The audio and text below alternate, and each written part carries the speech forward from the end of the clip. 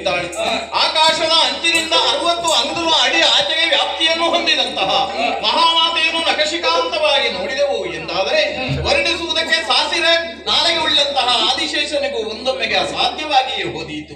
ಇಂದ್ರನ ಪ್ರಭುಶಕ್ತಿ, ಅಗ್ನಿಯ ಅದಟು, ಯಮನ ದೃಢತೆ, ನಿರುತಿಯ ನಿಷ್ಠೆ, ವಾಯುವಿನ ವೇಗ, ವರುಣನ ಗಾಂಭೀರ್ಯ, ಕುಬೇರನ ಸಂಪನ್ನತೆ, ಈಶಾನನ ಯಾಜಮಾನಿತ್ವ ಏಕಕಾಲದಲ್ಲಿ ಮಹಾಮಾತೆಯಲ್ಲಿ ನಾವು ಕಾಣುತ್ತಾ ಇದ್ದೇವೆ. ಮಹಾಮಾತೆ ಇಚ್ಛಾಗಮನಿ, ದುಷ್ಟರನ್ನು ಗಮನಿಸುವುದಕ್ಕೆ ಬೇಕಾಗಿ ಮನಪೂರ್ವಕವಾಗಿ ಸಾಗುವುದಕ್ಕೆ ಸಶಕ್ತರಾಗಿದ್ದರೂ ಮಹಾಮಾತೆ ವಾಹನವಿಲ್ಲದೆ ಹೋಗಕೂಡದು. ಇದು ನಮ್ಮ ಅಂತರಂಗದ ಒಂದು ಭಿನ್ನಹವಾದದೇ ತಡ. ಪರ್ವತ ರಾಜನೇ ಮೃಗ ರಾಜ ಕೇಸರಿಯಾಗಿ ಬರ್ತೇನೆ ಅಂತ ಮಾತು ಕೊಟ್ಟಿದ್ದಾರೆ.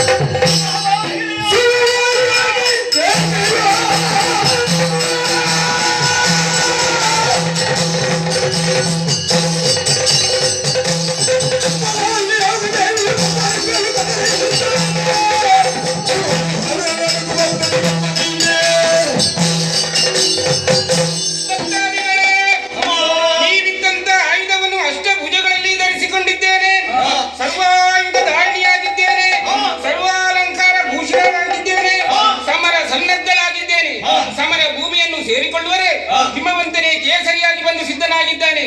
ಇದುವೇ ಪ್ರಸನ್ನ ಕಾಲ.